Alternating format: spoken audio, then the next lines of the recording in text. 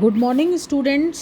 मैं डॉक्टर प्रियंका शर्मा राजकीय महाविद्यालय लक्ष्मणगढ़ अलवर से बीए पार्ट 2 की गृह विज्ञान की सभी छात्राएं हम इस समय पढ़ रहे हैं वस्त्र निर्माण का पाठ, जिसमें हमने पिछली कक्षा में पढ़ा था कि वस्त्र निर्माण का जो है अनेक प्रकार के तरीके होते हैं।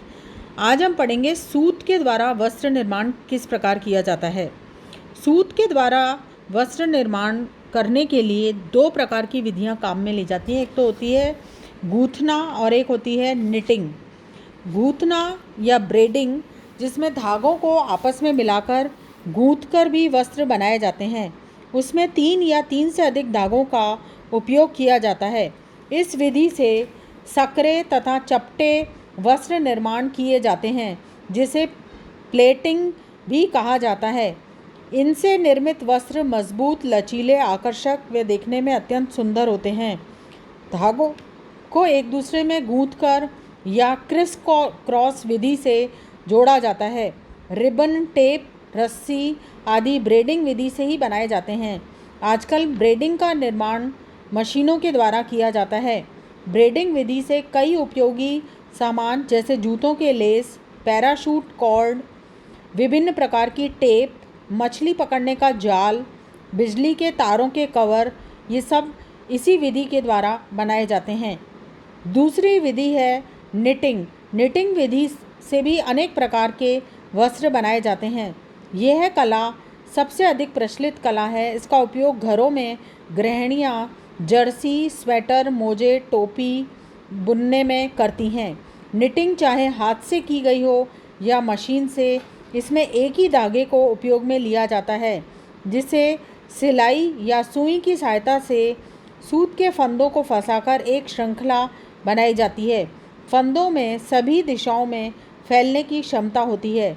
जब वस्त्र की लंबाई में खिंचाव पड़ता है तो फंदा ऊपर नीचे की ओर फैलता जाता है तथा चौड़ाई में सिकुड़कर पतला हो जाता है।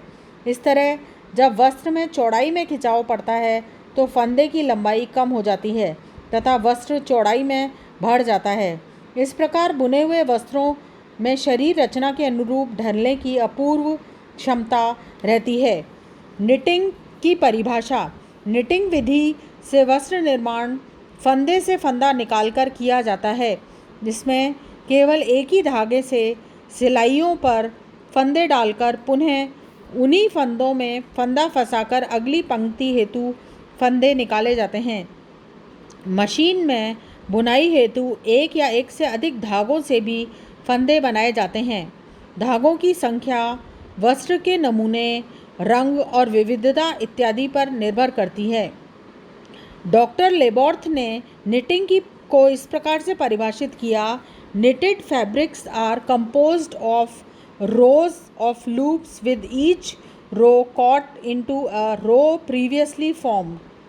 निटिंग अनेक प्रकार की होती है।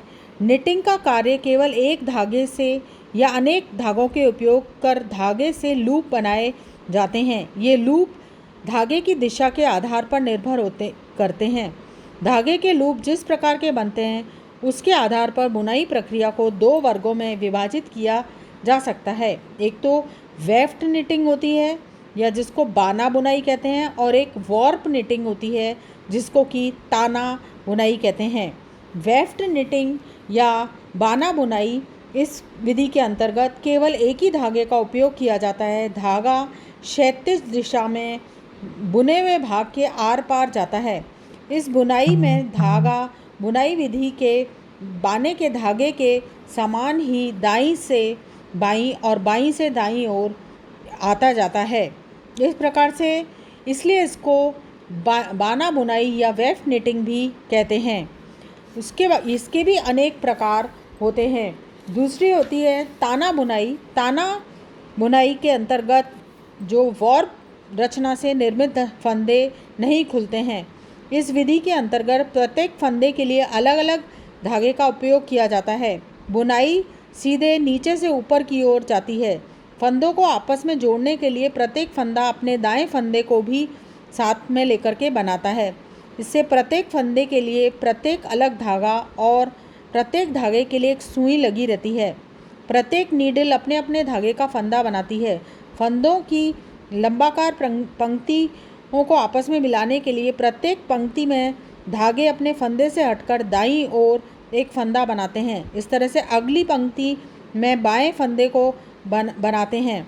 इस तरह से पंक्ति दर पंक्ति फंदे बनते जाते हैं और ऊपर से नीचे की तरफ जो है निटिंग के द्वारा सीधी सीधी रेखाओं में वस्त्र का निर्माण हो जाता है। इससे दस्ताने, बनियान, स्कार्फ, टी शर्ट आदि गारमेंट्स इन विधियों के द्वारा बनते हैं। वॉर्प निटिंग के भी अनेक प्रकार होते हैं और वेफ्ट निटिंग के भी अनेक प्रकार होते हैं जिनकी सहायता से वस्त्र निर्माण किया जाता है। धन्यवाद।